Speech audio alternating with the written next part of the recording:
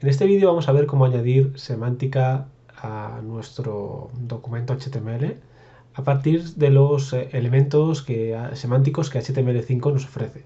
Como sabéis, HTML5, a diferencia de versiones anteriores del estándar, incorpora toda una serie de etiquetas o elementos de carácter semántico, los cuales aportan un significado adicional a lo que etiquetas que anteriormente nos veíamos forzados, obligados a utilizar, hacían.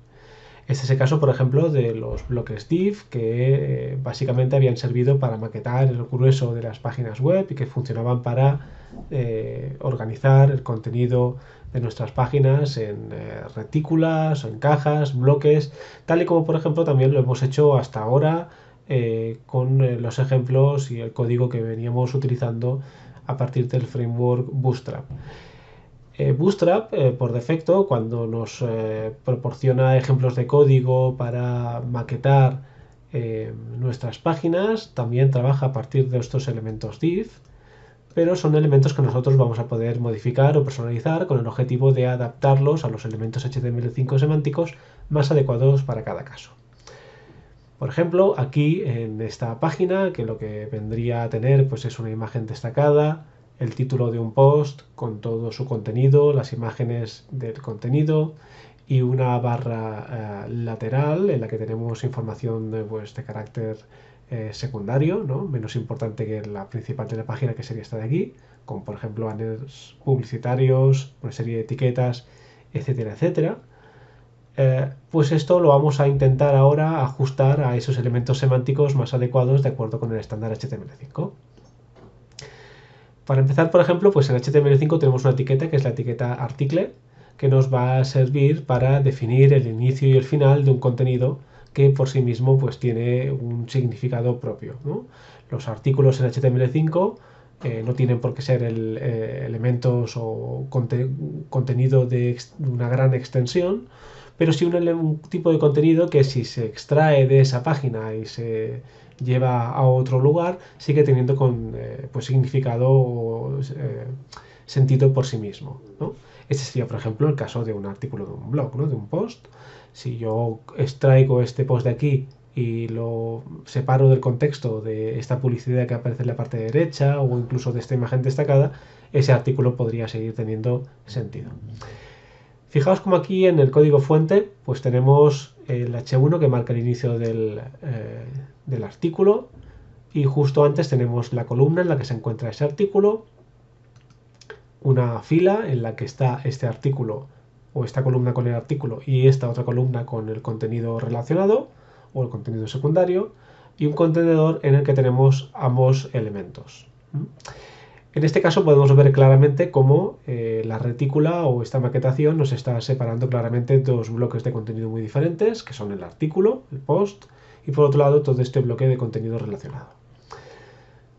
Y cada uno de ellos tiene pues su propio div, su propia columna en este caso, que marca el inicio y el final de cada uno de ellos. El primero sería un artículo. Entonces aquí nosotros pues simplemente, fijaos como esto empieza aquí, la línea 19 y acaba en la línea 27, podríamos directamente sustituir este div por un elemento article. Y si yo actualizo esto aquí, pues esto va a seguir funcionando exactamente igual. En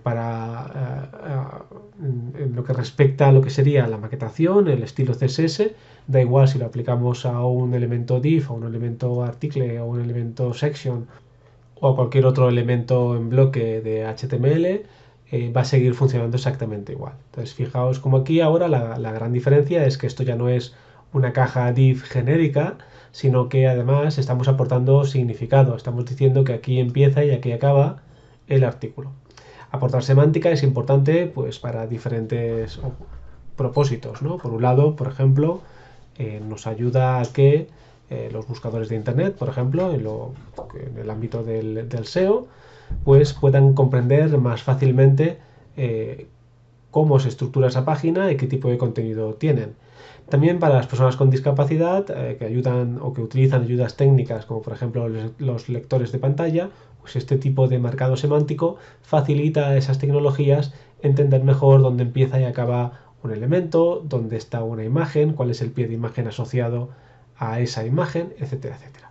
Vamos a ver precisamente esto, las imágenes, con esta imagen que tenemos aquí. Esta sería una hipotética imagen que vendría a ilustrar este post, ¿no? Si esto fuese, por ejemplo, una receta, pues aquí tendríamos, por ejemplo, una foto de los ingredientes o de alguno de los pasos de la elaboración.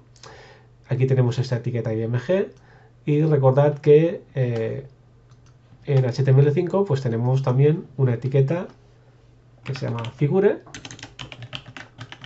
que nos sirve para definir el principio y el final de algún tipo de figura. Puede ser una imagen, pero también puede ser algún gráfico incorporado con otros elementos, otras tecnologías, como por ejemplo Canva o SVG. Y este elemento lo que nos permite o nos habilita también es a incorporar un pie de imagen, que en este caso es un feed caption, que podríamos ubicar, por ejemplo, pues en la parte inferior de esta imagen. Vamos a guardar, actualizamos. Fijaos como aquí ahora tenemos el pie de imagen. Por lo que respecta a la imagen no ha variado nada, pero sí que tenemos algo muy importante, que es esta semántica que nos permite relacionar esta imagen con este pie de imagen. Si yo en lugar de hacer esto hubiese hecho simplemente esto,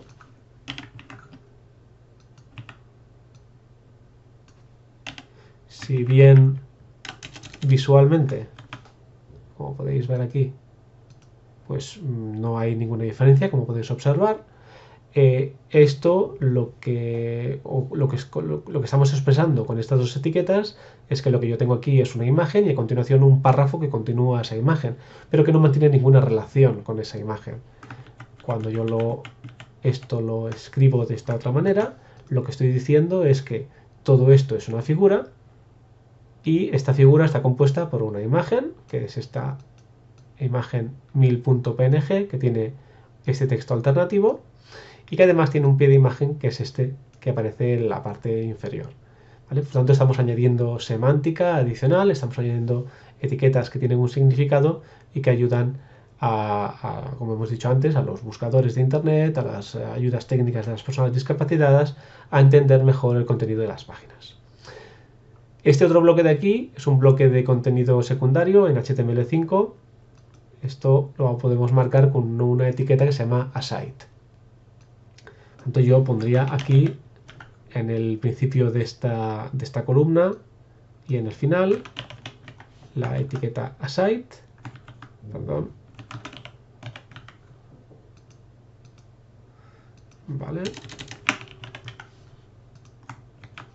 Y si yo actualizo aquí, fijaos como igualmente, pues aquí no observamos ningún cambio, ¿eh? El cambio está en la semántica, en el significado. Yo lo que estoy diciendo con esta etiqueta es que esta columna de aquí no forma parte del contenido principal, sino que es un contenido de carácter secundario relacionado, en este caso, con el artículo. Hay publicidad relacionada, hay etiquetas relacionadas con el blog, etcétera, etcétera, pero que no forma parte de lo que sería el contenido principal de la página. Evidentemente, esto aquí, si tuviésemos en la parte inferior, por ejemplo, justo abajo de aquí, tuviésemos otra columna, vamos a copiar alguna un poco rápido. Imaginad que aquí en la parte inferior tengo un nuevo container en el que pues, tengo simplemente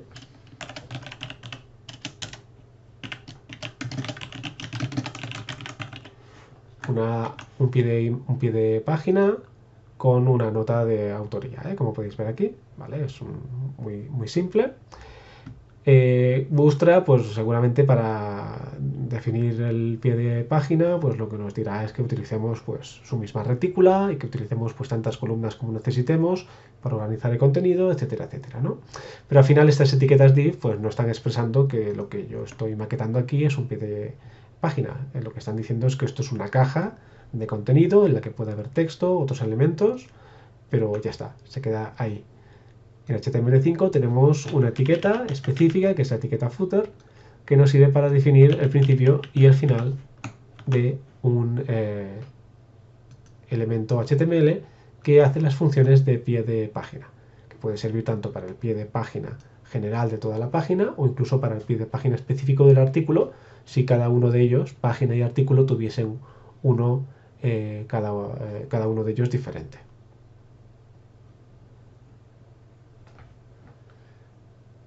En el sitio web de W3C Schools, en este tutorial de HTML, podemos ver encontrar toda la definición de todas las etiquetas HTML de la versión actual del estándar, la versión 5.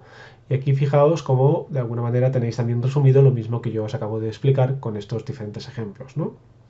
Aquí lo que nos dice es que frente a la posibilidad de utilizar divs pues con clases específicas para definir visualmente la apariencia de lo que vendría a ser el pie de página, la cabecera o el sistema de navegación, lo que HTML5 propone es que utilicemos esas etiquetas específicas con esos mismos nombres, como por ejemplo nav, header o footer, para definir, más allá de los estilos que pueda tener mediante CSS, cada uno de esos bloques. Entonces fijaos como el header es la etiqueta que abraza todo lo que sería la cabecera de la página, en la que encontramos pues, los logos, los menús de navegación también, título del sitio, etcétera, etcétera. El nav son los sistemas o los menús de navegación. Generalmente se utiliza para el menú de navegación principal del sitio, aunque también se puede utilizar para otros menús más discretos, más pequeños, por ejemplo un menú local o un menú de facetas en una página de resultados. Las secciones, que son bloques diferentes de una página. Imaginad que yo tengo pues una landing page con 5 servicios diferentes y el principio y el final de cada uno de esos servicios, en los que se explica con detalle cada uno de ellos, pues se pueden marcar con un section barra section, mostrando el principio y el final de cada uno de ellos. El artículo ya lo hemos visto, para cualquier pieza de contenido que tenga significado por sí misma. El aside también, que es un bloque de contenido relacionado, pero no principal, y el footer, que sirve para definir el pie de página. Como podéis ver aquí en la parte izquierda, pues existen más, algunos también los hemos visto, como los figure o los figCaption, pero también tenemos pues un bloque main que abraza todo el contenido principal de la página, o bloque summary o time para definir que lo que viene a continuación pues es resúmenes o tiempo relacionado con el contenido. A partir de los ejemplos que aparecen a continuación, pues podéis ver con más detalle cómo se aplica, qué restricciones existen, qué etiquetas pueden ser hijas de otras etiquetas y cuáles no. Y todo ello pues es muy aconsejable empezar a implementarlo cuando desarrollamos un sitio web, en lugar de trabajar como se trabajaba antiguamente, antes de que apareciese HTML5, básicamente con elementos no semánticos como los div o los span, que no necesariamente tienen por qué desaparecer, es decir, siguen siendo útiles, siguen siendo utilizables, se utilizan muchísimo todavía, pero que solo deben utilizarse en aquellos casos en los que no exista una etiqueta específica que nos sirva para marcar ese bloque de contenido. Se utilizan normalmente en muchas ocasiones cuando, por ejemplo, dentro de un mismo artículo, yo necesito, por ejemplo, establecer varias cajas, ¿no? Imaginad que yo quiero maquetar un artículo a 2 columnas, pues evidentemente dentro de ese artículo necesitaré pues seguramente un par de divs para definir cada una de esas 2 columnas. Pero el div o la etiqueta que abraza a esas 2 columnas pues debería ser un artículo. Como os digo, esto es relativamente fácil, pero si es la primera vez que os enfrentáis a ello puede ser un poco confuso.